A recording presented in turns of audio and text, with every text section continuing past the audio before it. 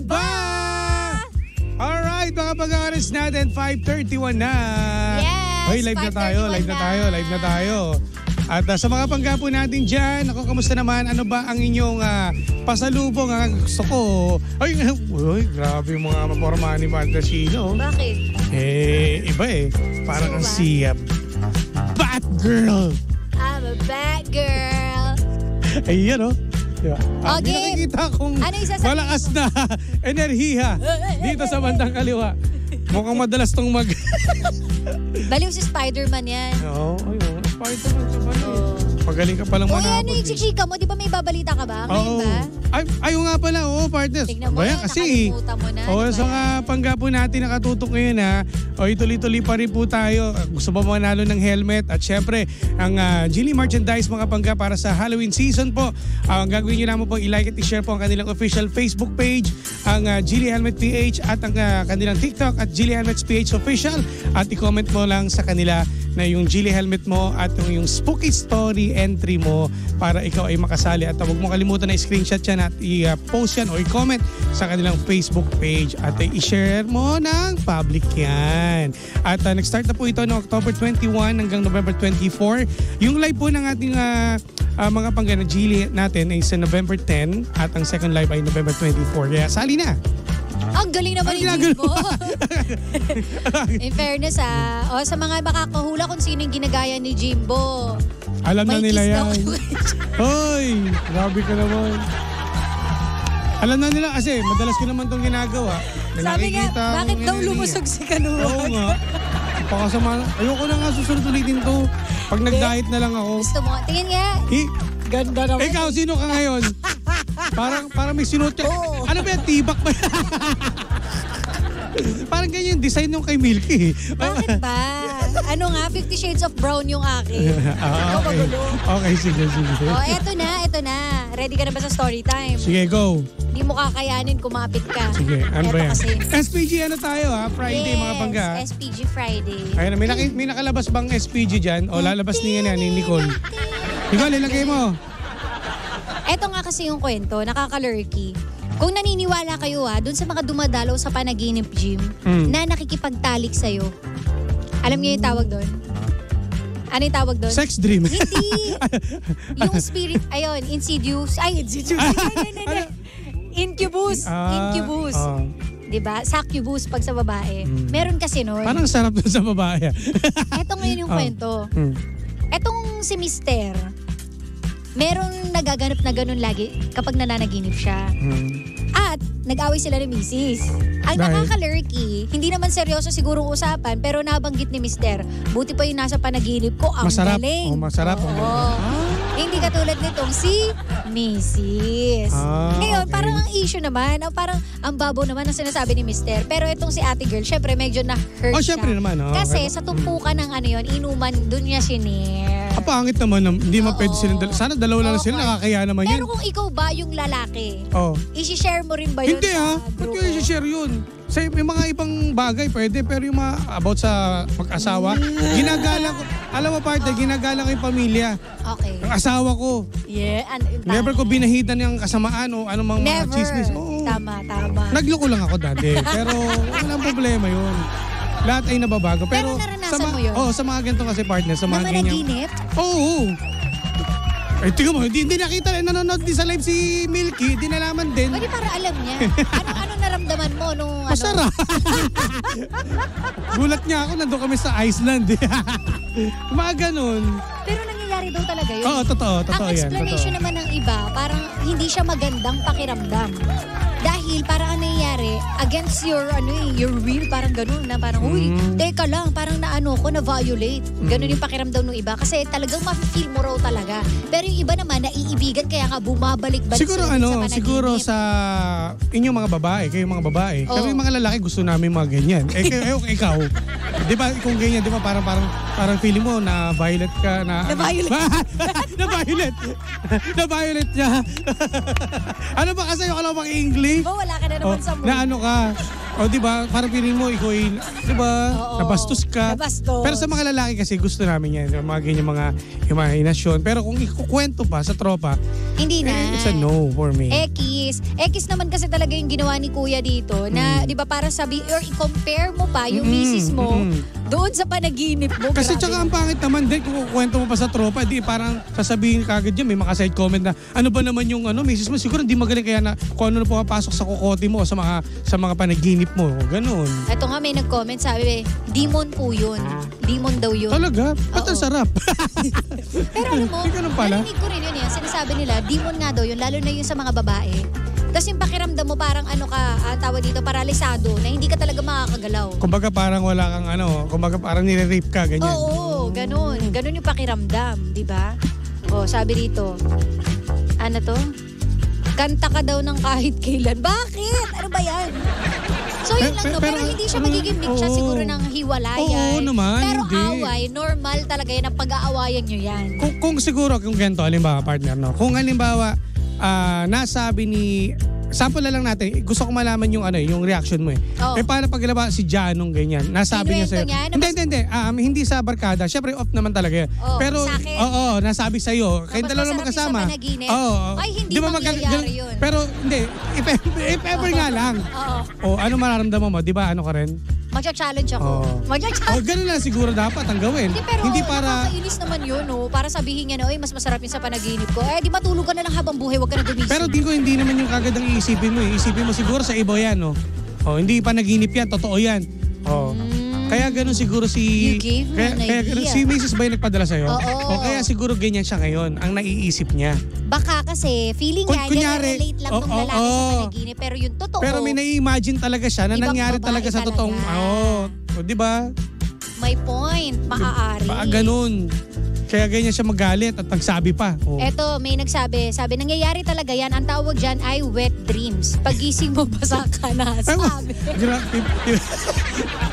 Sabi ni Jeff Oliveros. Parang applicable siya para sa mga single eh. Pero pag sa magkasama, meron pa bang gaya? Ikaw, Toby? Ay, eto, single to si Toby. Wet dreams? Madalas to. Madalas yan.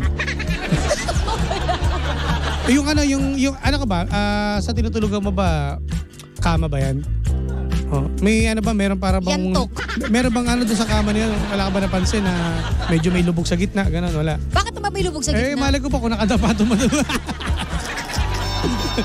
Wala naman. Karantulya. Eto. Di pa may nagsabi pa. Ano? Dapat hindi na sinishare ni Mister kung ano man ang issue niya kay Mrs. Kumbaga, respeto na lang. Tama naman.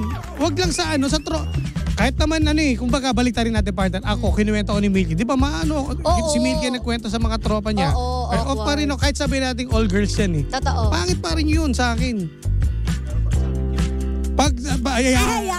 Parang iba. Mawawala ako sa mood. Mapapasukralos. Iba na usapan. Depende talaga. Siguro hindi, ganito. Magiging off yan kapag sa mga tropa na hindi ko kalala. Pero kung sa mga kilala ko, katulad ninyo na madalas mambully, maintindihan ko naman yun.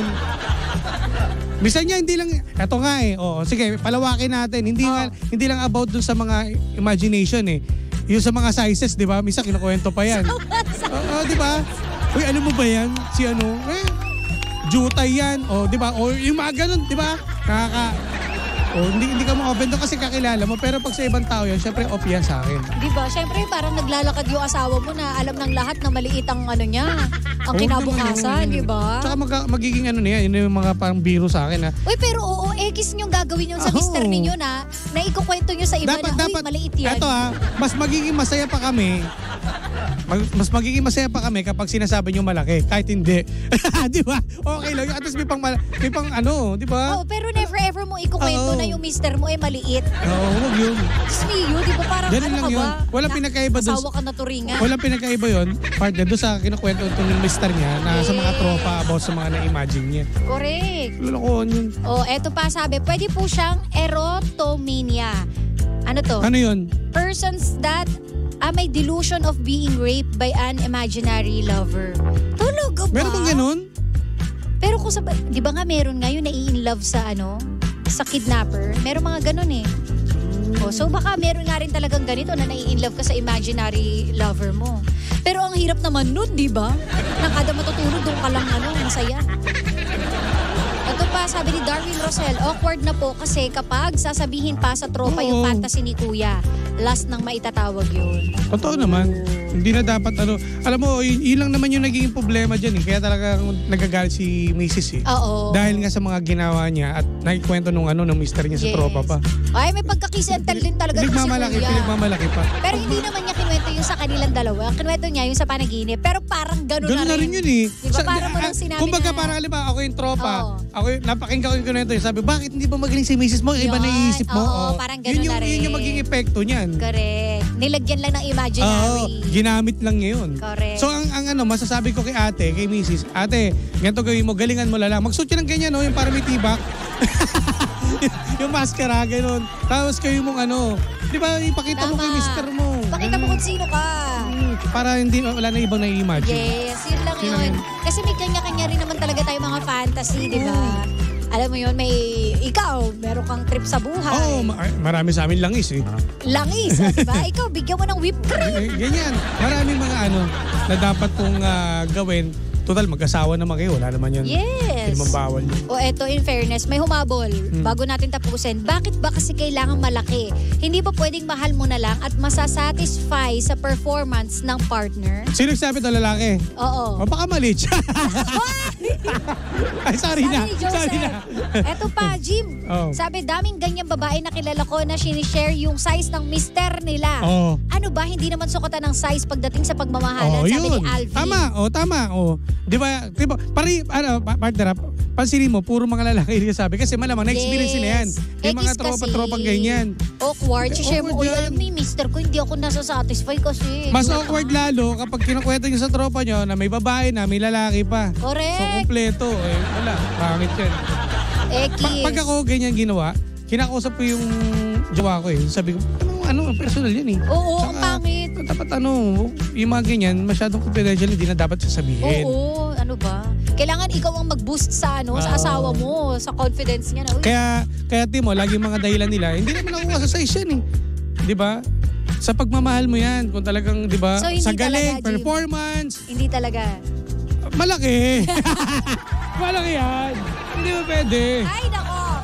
Basta ganun lang ate, pag-ayos kayo, usap lang kayo para hindi na natin hindi na lumaki pa yung issue na yan. Correct. Ang next time pwede magsabihan yan. Hindi dapat sinishare yung mga ganyan. Sabihin mo na lang din kay mister na para next time huwag mo nang ganyan kasi correct. Diba, napag-uusapan pa tayo, magiging pulutan tayo ng mga tropa kapag ganyan. Correct. Dahil dyan, panibagong drama na naman ang hindi natin nasolusyonan pero ating napag-usapan. Kaya masasabi ng Jim si Janay, anong drama mo? Susunod na The Monarch of Philippine Radio. Siyempre walang iba kundi si Kuya Chico. Hoy, ngayon na ba yung last mo? Ang Spooky Edition. Marami ba nagpadala sa'yo ng Spooky? Send mo sa akin pic. Miss ko yun yung mga ganyan. Nakakatakot kasi. Milky spooky daw. Nakakatakot. Ayun kay Milky, may mga kwento rin yan. Ay, oo. Nakakatakot yan. Chat ko nga mamaya si Milky. Yung mga kwento niya, yung talagang about mga mga naduguan ng labanan. Ganun. Iba. Pagbakbakan pala si Milky. Baka Milky. Ingat na lang sa mga pangga natin dyan, ha? Yes. At lalo na yung mga uwi po ng probinsya. Correct. I-check po yung driver. Hindi po yung sasakyan lagi, ha? Pati yung driver din po. Okay? Check nyo na, ha? O mamaya, meron kang di ba? Hello ka na Auntie Linda and kay Alvin Tabamo, hello. Ay, may sasabihin ka rin, ha? Di ba? Kung libre kayo, punta kayo dun sa gig ng asawa niyo.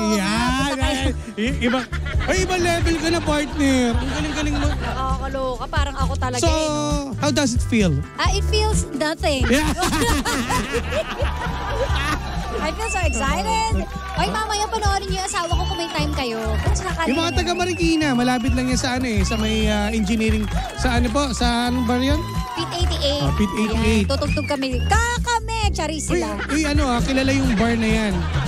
Diyan kumanta yung, di ba, si Francesca Magalona yung nai-issue. Taray. O yan, kita-kits tayo dyan, ha? Okay. O dahil dyan, Ingat. exit na kami mga pangga. Meron ka pa mababatiin? Ayan, Wala maraming na? salamat again sa mga pangga po natin.